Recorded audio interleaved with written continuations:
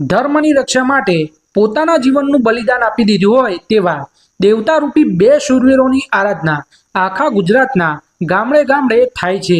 એક છે વત્સરાજ દાદા ઉર્ફે શૂરવીર વત્સરાજ સોલંકી અને એક છે ફાગવેલના વીર ભાથીજી મહારાજ।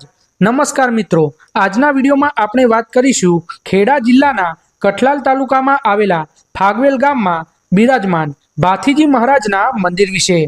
આ મંદિર અમદાવાદથી લગભગ 80 કિલોમીટરના અંતરે અમદાવાદ ઇન્દોર હાઈવે પર આવેલું છે।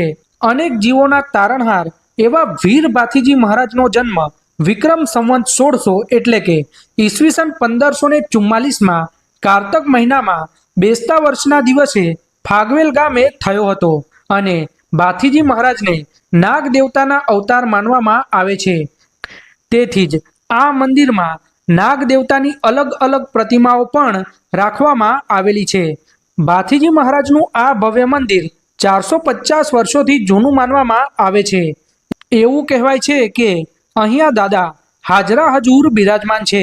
મંદિરથી એકદમ બાજુમાં પાછળના ભાગે દાદાની સમાધિ આવેલી છે, જ્યાં જઈને તમે સમાધિના દર્શન પણ કરી શકો છો।